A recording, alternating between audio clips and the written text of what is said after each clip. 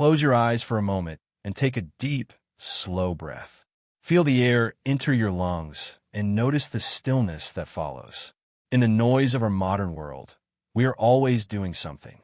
We are working, planning, worrying, or scrolling. We carry the weight of our results on our shoulders like a heavy cloak. We often feel that if we just stop for a second, everything will fall apart. But what if there was a way to act without the stress? What if you could be deeply involved in your life, yet completely at peace within yourself? Thousands of years ago, on a battlefield filled with the sounds of war, a great warrior named Arjuna stood frozen. He was overwhelmed by a conflict of the heart. He felt that to find peace, he had to leave everything behind and run away to the forest. He thought that action was the cause of his pain, and renunciation, leaving the world, was the only cure. Perhaps you have felt this way too. Perhaps you have wanted to quit your job, leave your responsibilities, and just find a quiet place where no one can reach you. It was in this moment of total confusion that Lord Krishna spoke the wisdom of the 5th chapter of the Bhagavad Gita. He spoke not just to a warrior on a battlefield, but to every soul that feels tired of the struggle. Krishna says in the Bhagavad Gita that both the path of sitting in quiet contemplation and the path of selfless action lead to the same ultimate goal. However, he gently points out that for most of us, the path of action is more practical and more effective. He explains that no one can truly remain without acting, even for a moment. Even when we sit still, our minds are busy and our bodies are breathing. The secret to peace is not in stopping our work, but in changing why we do it and how we feel about it. The English meaning of this teaching is quite beautiful.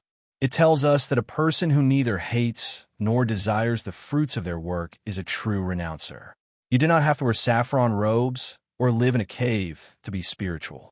You become a monk in your own heart when you let go of the obsessive need for things to go exactly your way.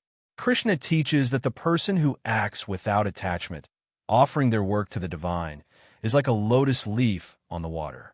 The lotus grows in the muddy pond, but its leaves are never wetted by the water. It remains in the world, but it is not of the world. Let us look deeper into what this means in our simple, everyday language. Most of our stress comes from a very specific place. It comes from the what-ifs. We work on a project, and we worry, what if my boss doesn't like it? We enter a relationship, and we worry, what if they leave me? We help a friend, and we feel hurt if they don't thank us. In all these cases, our happiness is a prisoner to the result. We are acting because we want a specific prize. Krishna suggests a different way to live. He asks us to focus entirely on the act itself. Imagine you are painting a picture.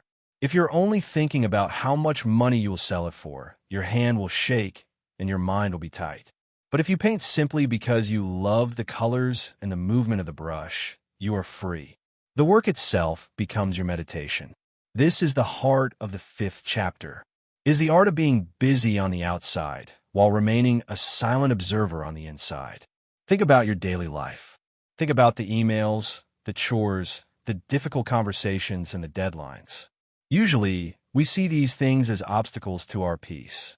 We think, I will be happy once this task is finished. But this teaching invites you to see the task as the prayer. When you wash the dishes, just wash the dishes. When you listen to your child, just listen. Do not let your mind run 10 steps ahead to the next thing. When you give your full presence to the moment without demanding a specific reward, the muddy water of daily stress cannot stick to you. You become the lotus leaf. You might ask, if I don't care about the result, will I stop being productive? The irony is that you actually become more effective. When fear and anxiety about the future are removed, all your energy is available for the present. You work with a clear mind and a steady hand.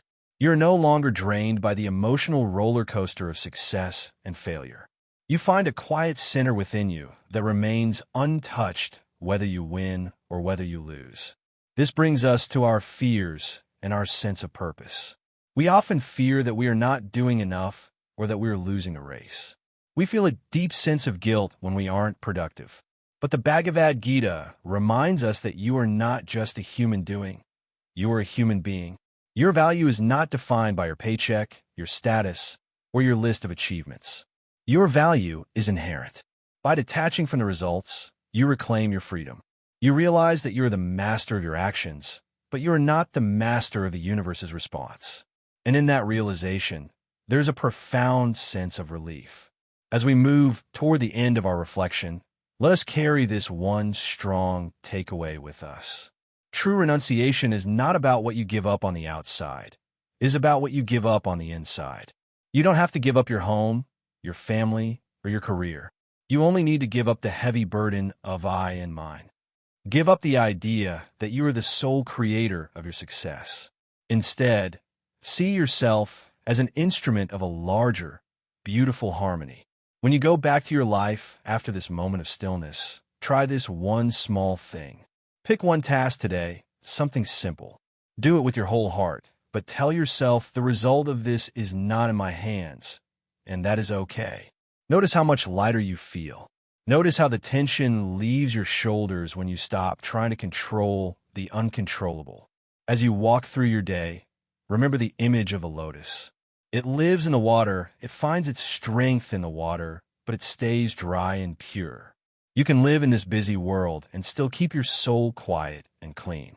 I'll leave you with this question to carry in your heart today. What is one thing you're holding on to so tightly that it is stealing your peace? And what would happen if you just let go of the result? Stay in this stillness for a few more breaths. You are exactly where you need to be. You are doing enough. You are enough. Peace, peace, peace.